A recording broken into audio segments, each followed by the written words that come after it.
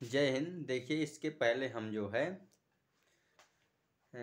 Common कटेनरीज के बारे में डिस्कस कर चुके हैं ना। आज हम जो है कार्टेशियन इक्वेशन ऑफ कॉमन कटेनरीज के बारे में डिस्कस करेंगे। तो हमने इसके पहले डिस्कस किए थे कॉमन कटेनरीज के बारे में, है ना। और हम उसमें जो है ये डिस्कस किए थे, उसमें हम ये डिस्कस किए थे कि हमारे पास कोई स्ट्रिंग है और उसको जो है इसको ऐसे जो है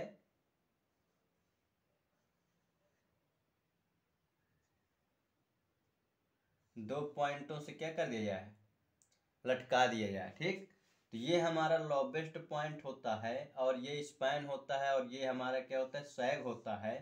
ठीक, और यहाँ पर कोई एक हम जनरली पॉइंट पी लेते हैं जिसके कोऑर्डिनेट क्या होते हैं, एक्स और वाई होते हैं। ठीक, और हमने बताया था कि अगर इससे जो है हम कोई फोर्स या टेंशन जो है ड्रा करें और यहाँ से एक टेंशन ड्रा करें, ठीक, तो हमने कहा था कि जो इस पर जो है एक सेंटर ऑफ ग्रेविटी पर क्या एक मतलब वेट है ना, उसका यहाँ पर वेट जो है लग रहा है। ठीक, तो इनको अगर पीछे बढ़ाएं तो ये तीनों एक ही पॉइंट पर क्या करेंगे, मिलेंगे और ये हमारी पूरी ए से पी तक की डिस्टेंस एस होती है। तो ये तीनों एक ही पॉइंट पर मिलते हैं तो ये क्या होता है, इक्विलिब्रियम होते हैं। क्या होते हैं, इक्विलिब्रियम। ठीक है, ये हमने डिस्कस किया था। और हमने कहा था कि यदि हमारे टेंशन ये जो टी नॉट है तो ये टी नॉट हमारा क्या होता है, ओमेगा सी के इक्वल होता है ना, ओमेगा सी के इक्वल होता है। और ये सी जो होता है ये इसके और इसके बीच की क्या होती है, डिस्टेंस होती है। तो हम उतनी ही दूरी पर एक लाइन खींचते हैं ओरिजिन निकालने के लिए जितनी ये सी होती है, ये डिस्कस किए थे। ठीक, तो हमें ओरिजिन जो है मिल जाता है और ओरिजिन जब मिल जाता है तो एक्स एक्सिस के अलांग जो ये एंगल बनता है ये हमारा एंगल क्या होता है, साई होता है। ठीक, ये हमारा साई होता है जिससे हम इंट्रिंसिक इक्वेशन जो है मिली थी हमें। तो इंट्रिंसिक इक्वेशन हमें क्या मिली थी, S is equal to C tan psi मिली थी। क्या मिली थी, सी टेन साई। ठीक, अब सी टेन साई जो मिला था तो इसी से हम जो है आज, ठीक, Cartesian equation of common categories जो है निकालेंगे। मतलब कार्टेशियन इक्वेशन कैसे जो है इसकी हेल्प से हम निकालेंगे। ठीक है, तो कार्टेशियन इक्वेशन में देखो, ध्यान समझना इसे।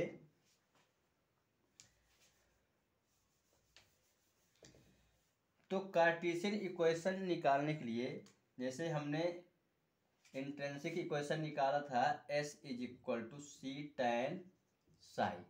ठीक, ये हमने निकाला था। ठीक, तो इसमें से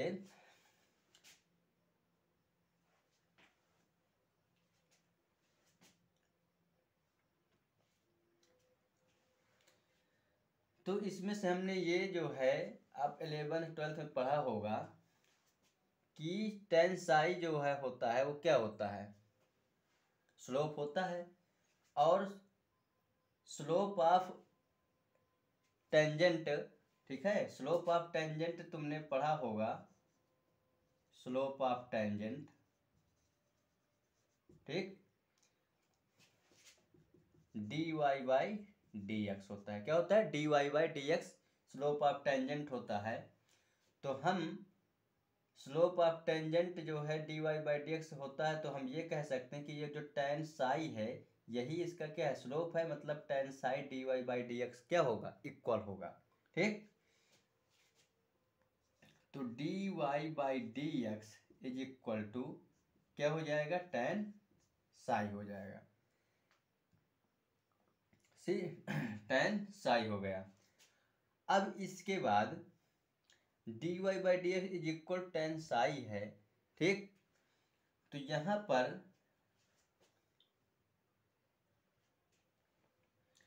आपने ये भी पढ़ा होगा कि जो dy बाई डी एक्स होता है, और अगर नहीं पढ़ा तो याद भी रख लेना, dy बाई डी एक्स जो हमारा होता है ना, वो under root 1 minus dy upon D X के होल स्क्वायर के इक्वल होता है। ठीक, ध्यान रखना इसे। और ये इक्वेशन हमारी, ठीक है, स्ट्रेंजर इक्वेशन होती है। क्या होती है ये? स्ट्रेंजर इक्वेशन, यानी स्ट्रेंजर फार्मूला की इक्वेशन ये होती है। ध्यान रखना इसको, स्ट्रेंजर फार्मूला होता है। ठीक है, ये dy बाई डी एक्स। ठीक, और आप ये भी पढ़ा है कि जो dy बाई डी एक्स होता है वो हमारा किसके इक्वल होता है? p के इक्वल होता है। आपने पढ़ा होगा, ये भी एक स्ट्रेंजर इक्वेशन भी होती है। मतलब dy बाई डी एक्स किसके इक्वल होता है? p के इक्वल होता है। ठीक है, तो ये बातें जो है क्या रखना है, तुम्हें ध्यान रखना है। ठीक, अब देखिए इसमें dy बाई डी एक्स हमारा tan साई के इक्वल है। ठीक, तो tan साई के स्थान पे जो कि ये स्लोप है, ठीक है, स्लोप ऑफ टेंजेंट, तो tan साई की जगह हम dy बाई डी एक्स यहाँ पुट कर सकते हैं। इसको मान ले इक्वेशन फर्स्ट, तो हम यहाँ पर लिखेंगे पुटिंग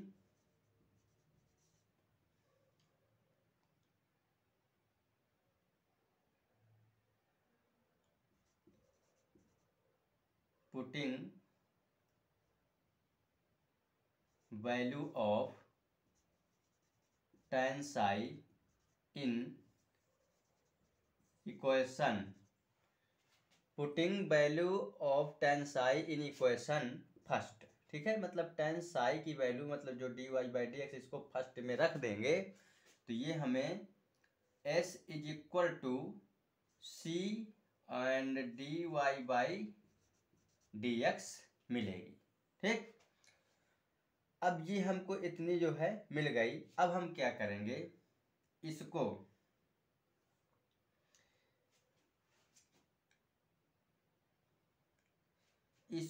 इधर ट्रांसफर करेंगे तो ये डी एक्स अपान सी मिलेगा, और ये s हमारा कहाँ चला जाएगा?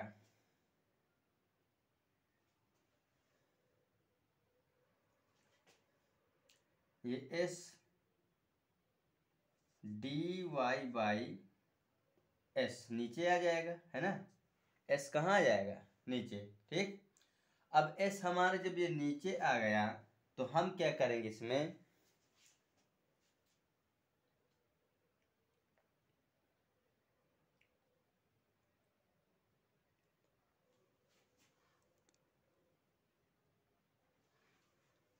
तो क्या करेंगे, इसको ऐसे ना करिए, देखिए इसको ऐसे ना करिए। ठीक, ये इतना हमें मिल गया। अब इसका आप जो है डिफ्रेंशिएट कर दीजिए, डिफ्रेंशिएट विथ रिस्पेक्ट टू, ठीक है, x। ठीक, x के रिस्पेक्ट में हम क्या कर देंगे, इसका डिफ्रेंशिएट कर देंगे,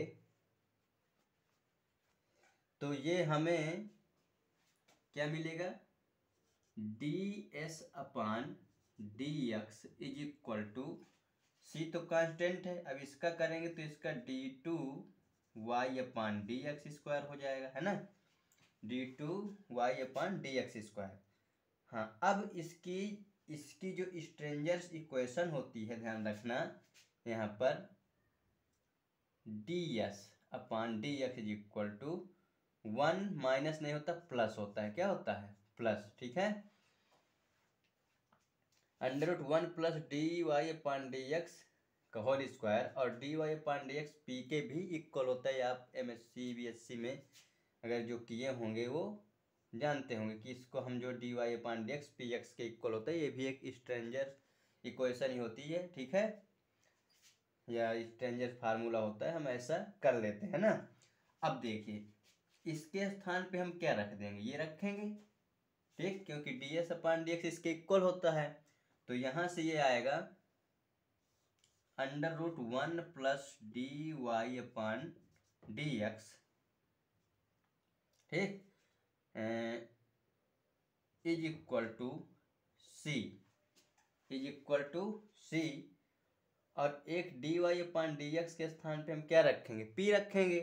तो पी रखेंगे तो यहाँ पर एक बचेगा D P upon D X, ठीक, D P upon D X. Okay, या ऐसे न रख करके जो है क्या कर सकते हैं इसको, नहीं ठीक है ऐसे भी सही है, कोई दिक्कत नहीं है, ठीक। और यहाँ पर स्क्वायर है ना ये, अब देखिए इसमें क्या करेंगे, ये इतना आया, अब इसमें इसके स्थान पर भी पी रखना है, ठीक।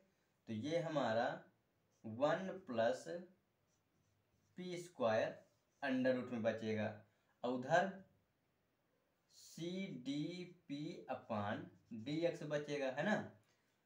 अब इसको ऊपर ले जाकर के सी बटे में ले आएंगे तो ये हमारा डी एक्स होगा, सी इसके डिवाइड में आ जाएगा, और ये जो डी पी है ये ऊपर है और ये इसके कहाँ चला जाएगा, बटे में 1 प्लस पी स्क्वायर हो गया, ठीक है, समझ में आया। अब हम इसका इंटीग्रेशन कर देंगे, है ना, इंटीग्रेशन बोथ साइड्स। तो जब इसका हम इंटीग्रेशन करेंगे, इंटीग्रेशन करने पर हमें d x upon c and is equal to, इसका इंटीग्रेशन करने पर d P upon 1 plus p square, और ये अंडर रूट होगा, ठीक है। अब एक फार्मूला और याद रखना, integration d x upon under root x square plus a square is equal to क्या होता है, log mod of x plus under root x square plus a square. ये फार्मूला भी जो है मतलब तुम्हें क्या करना है, याद रखना है, ठीक है। और ये फार्मूला हमारा साइन इनवर्स एक्स के भी इक्वल होता है, मतलब हम ये कह सकते हैं कि जो हमारा ये फार्मूला आया है ना, ये साइन इनवर्स के भी जो है क्या होता है, इक्वल होता है, ठीक, समझ में, oh sorry, sine hyperbolic sine inverse X, ठीक, हाइपरबोलिक साइन इनवर्स एक्स, ध्यान रखना ये पढ़ा जाएगा इसको। तो ये हमारा जो है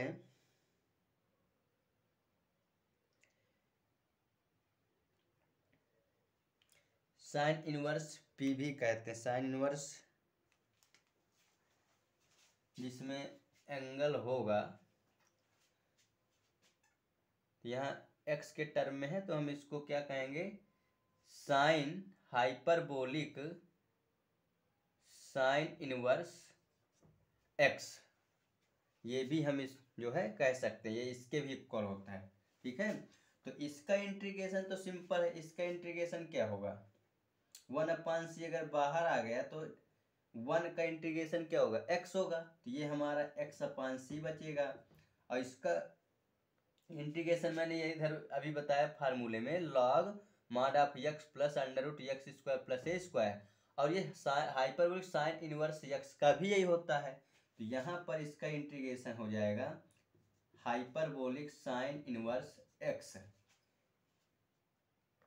लेकिन यहाँ पी के टर्म में है ना, तो यहाँ पी के टर्म में है तो यहाँ पी होगा, ठीक, sign hyperbolic sine inverse P, और कांस्टेंट भी कोई जुड़ेगा।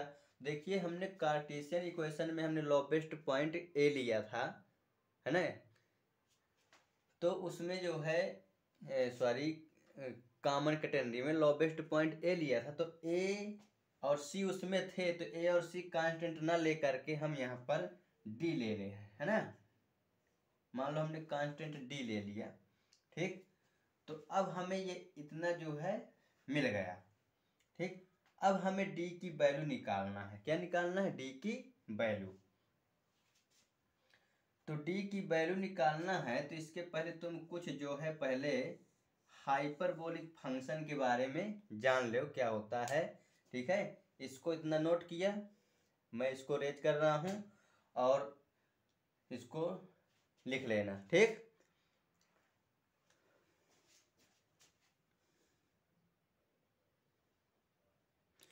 तो आप जो है ये पूरा जो है लिख लेना। ये हमारा क्या है, ये d S upon D x √1 plus D y by d x का होल स्क्वायर के मतलब बराबर होता है। ये हमारा स्ट्रेंजर फार्मूले की इक्वेशन होती है, ध्यान रखना। और ये d Y upon D x हमारा पी के इक्वल होता है। ये भी हमारा जो है एक स्टैंडर्ड रिलेशन ही है। ठीक है, ये स्टैंडर्ड रिलेशन होता है। ठीक है, ये भी ध्यान रखना। और ये इसका इंटीग्रेशन जो हमें आवश्यकता है, देखिए, तो ये हमारा जो है ये इसकी जो क्या होती है, इंटीग्रेशन का फार्मूला ये होता है। तो इसका यूज करते हुए हम इसको जो है यहाँ सॉल्व किए हैं। ठीक,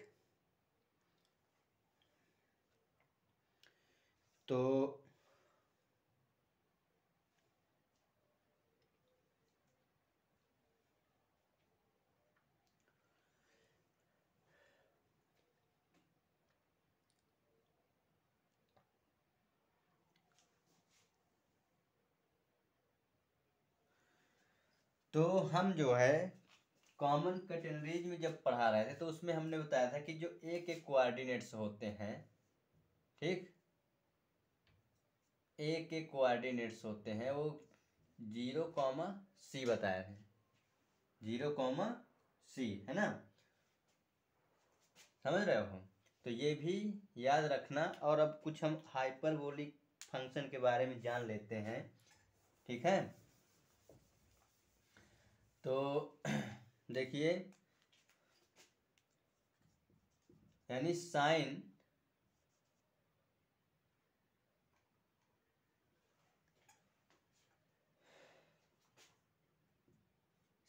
इनवर्स हाइपरबोलिक एक्स या पी, जो भी जिस टर्म में हो, तो आपने पढ़ा होगा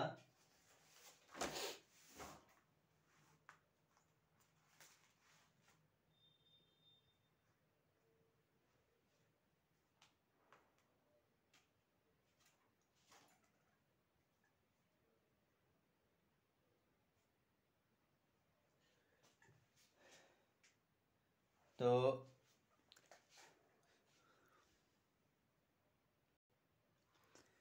आपने क्या पढ़ा होगा, साइन हाइपरबोलिक एक्स की जो वैल्यू होती है ई के पावर एक्स माइनस ई के पावर माइनस एक्स अपान 2, और कास हाइपरबोलिक एक्स की जो वैल्यू होती है वो ई के पावर एक्स माइनस, नहीं, यहाँ प्लस होता है, ई के पावर माइनस एक्स अपान 2, है ना, समझ रहे हो कि नहीं।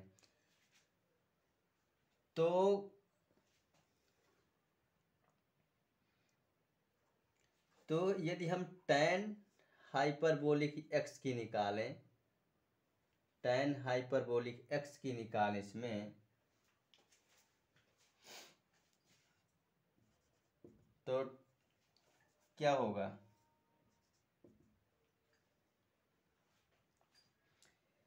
ये हमारा e के पावर x माइनस e के पावर माइनस एक्स अपान e के पावर x प्लस e के पावर माइनस एक्स, ये मिलेगा, है ना, जब इसमें से इसका डिवाइड कर देंगे। क्योंकि साइन tan x का फार्मूला क्या होता है, साइन बटे कॉस होता है, साइन x बटे कॉस, है ना। तो इसलिए अगर उसमें जो है साइन हाइपरबोलिक एक्स अपान कॉस हाइपरबोलिक एक्स रखेंगे और इनकी वैल्यू रखेंगे तो हमको ये मिलेगा। ठीक, अब देखिए, यदि आप जो है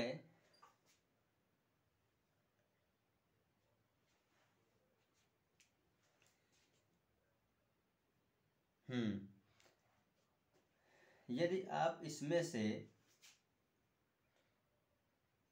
साइन 0 की वैल्यू निकालते हैं तो साइन हाइपरबोलिक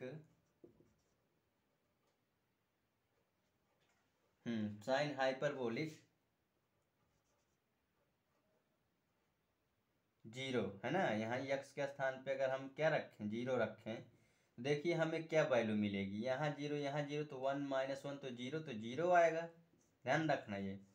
और अगर कास हाइपरबोलिक जीरो की वैल्यू निकालें हम, ध्यान रखना, तो यहाँ जीरो मतलब एक्स के स्थान पे जीरो रख रहे हैं, तो हमें ये 1 1 2 2/2 मतलब 1 मिलेगी। क्या मिलेगी? 1 मिलेगी, ठीक है।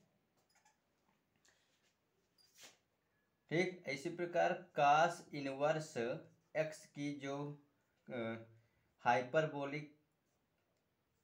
हाइपरबोलिक कास इनवर्स एक्स, इसकी भी जो इंटीग्रेशन इसका जो होता है, वो भी इंटीग्रेशन क्या होगा, log mod of x plus under root, ठीक, x² - 1, ये मिलेगा। क्या मिलेगा? log mod of x plus x² - 1 मिलेगा, ठीक है। तो ये हमारे कुछ जो है log से रिलेटेड फार्मूले थे, हाइपरबोलिक से रिलेटेड, तो इन्हें जो है ध्यान रखना, ठीक है। इनका यूज बहुत है इसमें। तो ये हमारा sign hyperbolic sine inverse P है, तो हम डी की वैल्यू निकालेंगे, ठीक है। तो देखिए डी की वैल्यू निकालेंगे तो ये हमारा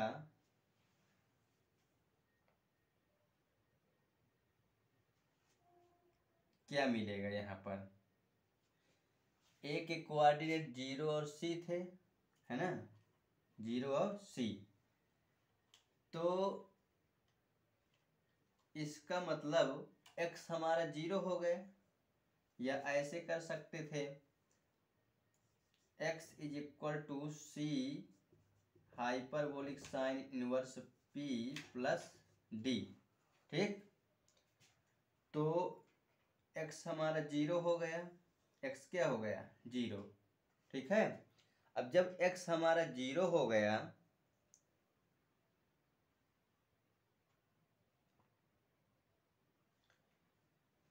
तो p की वैल्यू क्या होगी भाई, हमें d की वैल्यू है निकालना है, तो p की वैल्यू इसमें क्या आएगी,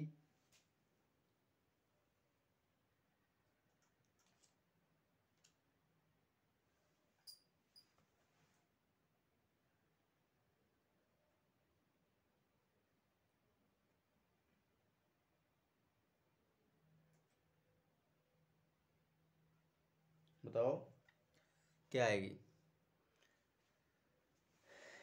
नहीं मालूम, देखिए p की वैल्यू, p हमारा क्या है, dy/dx है। अभी हम इसके पीछे जो है रेज कर दिए हैं, लिखे थे ना, p हमारा dy/dx है, ठीक। तो dy/dx हमारा क्या होता है, स्लोप होता है। क्या होता है, स्लोप, ठीक। तो dy/dx हमारा स्लोप होता है, ठीक। तो हम ये कह सकते हैं कि जो हमारा dy/dx है वो p के क्या है, इक्वल है ना। तो यहाँ हम क्या रख देंगे, c sine hyperbolic inverse dy/dx plus D, ठीक है, प्लस डी।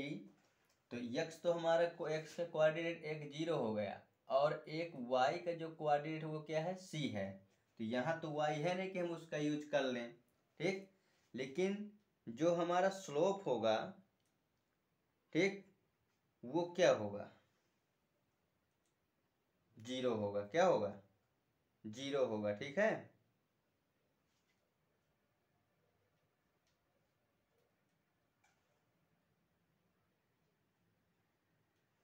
ठीक, तो इस कंडीशन में जो हमारा dy/dx होगा वो हमारा क्या होगा, 0 होगा, ठीक। तो 0 होगा, तो ये हमारा 0, तो ये भी हमारा 0 प्लस डी, तो डी की वैल्यू हमें क्या मिल गई, 0 मिल गई। डी की वैल्यू क्या मिल गई, 0। जब हमें डी की वैल्यू 0 मिल गई तो इसका मतलब क्या हुआ कि यहाँ 0 रख देंगे तो हमें क्या मिलेगा, x is equal to c hyperbolic sine inverse p, hyperbolic sine inverse p, ये हमें मिला। ठीक, अब देखिए इतना हमें मिल गया। अब हम क्या करेंगे, इसका जो है फिर से इंटीग्रेशन करेंगे। ठीक है, इसको सेपरेबल करके इंटीग्रेशन फिर करेंगे, है ना। पी के लिए हम जो है क्या करते हैं, सेपरेबल मेथड लगाते हैं, आप लोगों ने पढ़ा होगा। ठीक है, यानी वेरिएबल सेपरेशन मेथड पढ़ा होगा। तो यहाँ पर जो हमने किया है वही किया है। ठीक है, वेरिएबल जब पी मान लिया है, कहाँ पर माना गया है, d y by d x को पी रखा है ना हमने, ये तो ये वेरिएबल सेपरेशन मेथड जो है करते हैं, फिर उसका इंटीग्रेशन करते हैं। तो यहाँ हमें इतना जो है मिल गया है। ठीक है,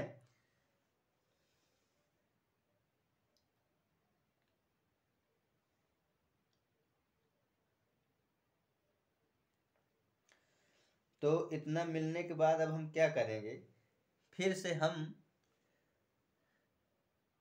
इसमें जो है इंटीग्रेशन मेथड लगाएंगे। ठीक है, तो अब इसमें जो है देखना, इधर हम रेज कर रहे हैं, इधर किए दे रहे हैं, ये फार्मूले लिख लेना। ठीक है,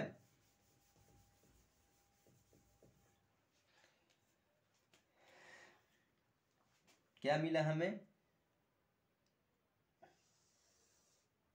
x is equal to c hyperbolic sine inverse p, ये मिला।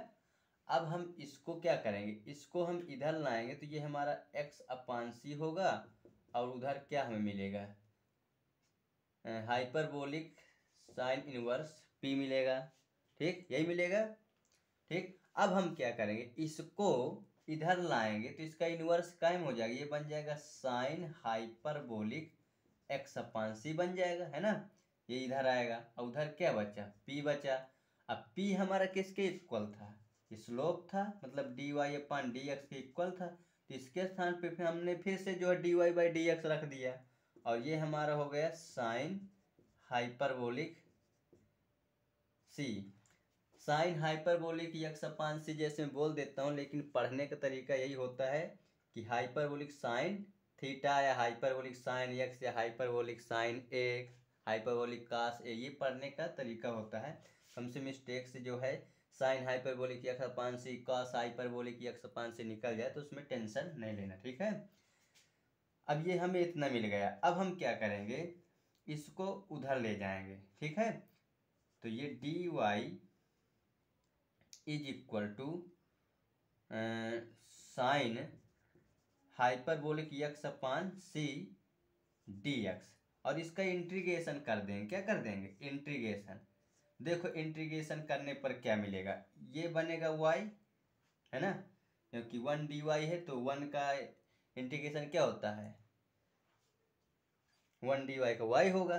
ठीक, और इसका जब इंटीग्रेशन करेंगे तो साइन हाइपरबोलिक का इंटीग्रेशन कास, यानी दोनों इसमें पॉजिटिव रहते हैं, तो ये हमारा बनेगा कास हाइपरबोलिक, ठीक, हाइपरबोलिक यक्स अपान सी, एक्स अपान सी, और जो इसके मतलब जो है इसकी जो कांस्टेंट वैल्यू रहती है यहाँ पर, ठीक, उस वो कहाँ चली जाती है, इंटीग्रेशन करने पर बटे में चली जाती है ना, मतलब ये 1/c यहाँ भी आ जाएगा। ठीक, समझ रहे हो हम।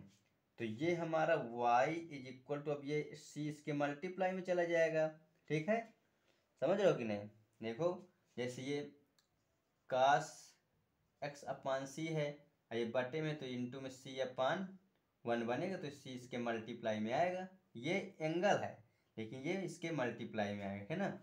तो ये हमारा क्या बनेगा, c कास हाइपरबोलिक x अपान सी बनेगा। ठीक, और इसमें से कांस्टेंट भी जुड़ेगा, तो कांस्टेंट मान लेते हैं लेमडा है, कांस्टेंट क्या है, लेमडा। तो हमारा कांस्टेंट लेमडा हो गया। अब हमें लेमडा की वैल्यू निकालना है। ठीक है, लेमडा क्या निकालना है, वैल्यू।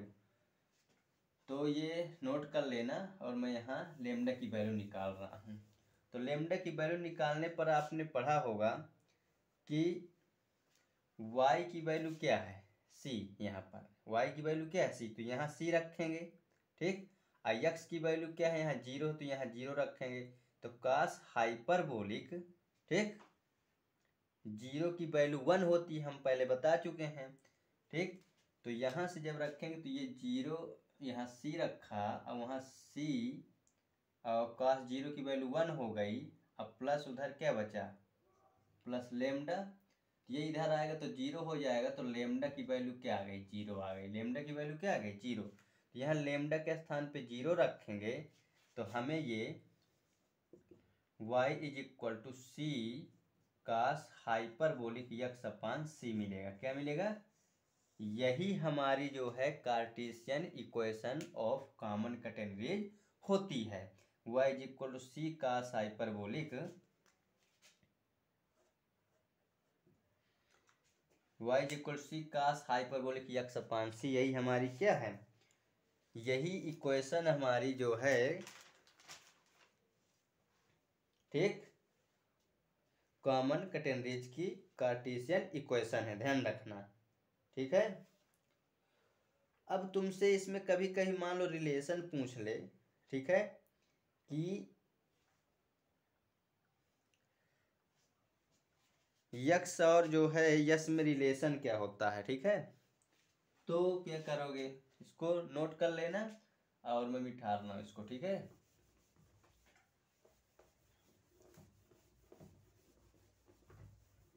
देखिए रिलेशन, देखिए जैसे यहाँ पर कह दिया जाए relation between x and s, ठीक।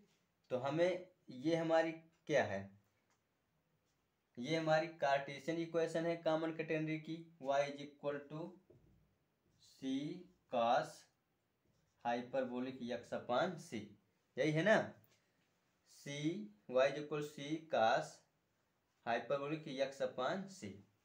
अब हमें रिलेशन इसमें से जो है निकालना है, तो रिलेशन कैसे निकालेंगे, ठीक है, वो देखते हैं। तो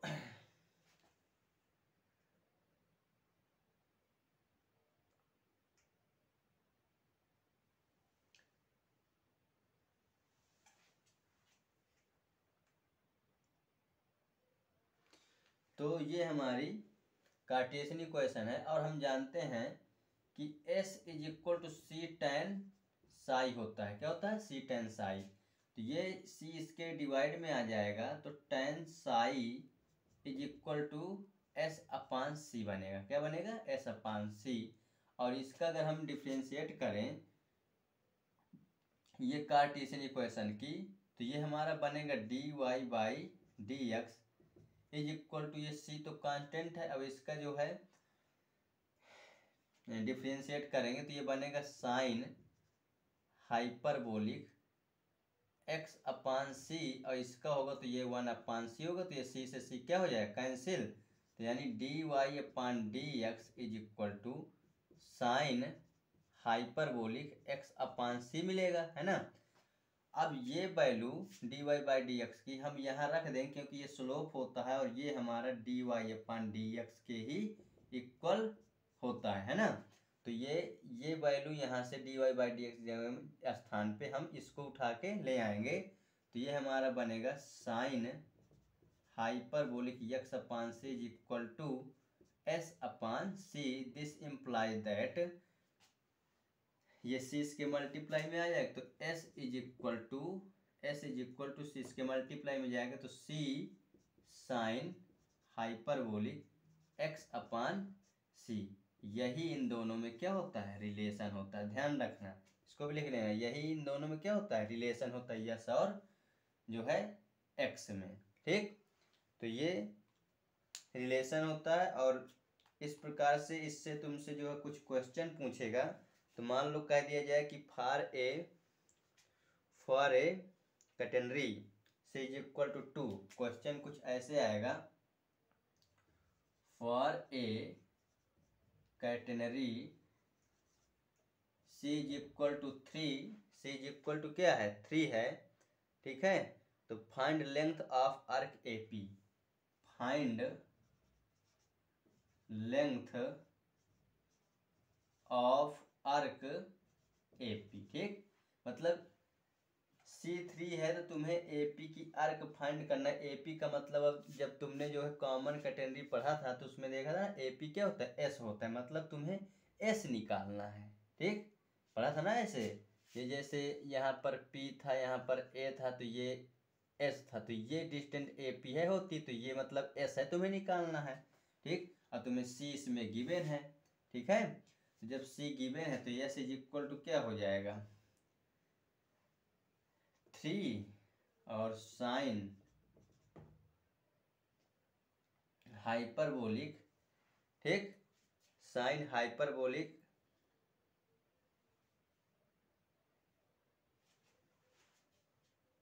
x की वैल्यू क्या थी वहां पर,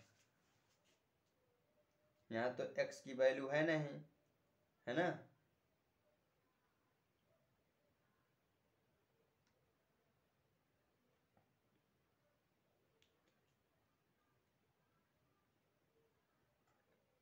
इसमें और कुछ कंडीशन देगा, जीरो नहीं रहे थोड़ा नहीं रखेंगे। मान लो यहाँ पर और कुछ कह दे, जैसे कह दे इफ P 2 और 3 है ना, P भी हमें 2 और 3 दे दी, मतलब P के कोऑर्डिनेट्स भी इसमें होते हैं ना, तो ये हमें 2 3 दे दिया, कितना दे दिया 2 3, तो x की वैल्यू क्या है 2 है।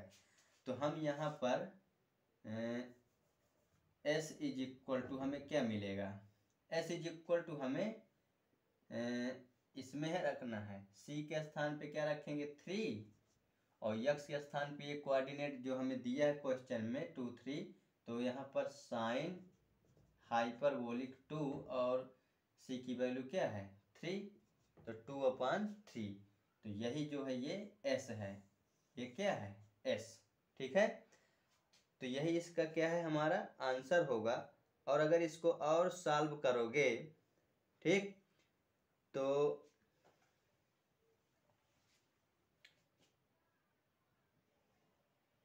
इसको और सॉल्व करने पर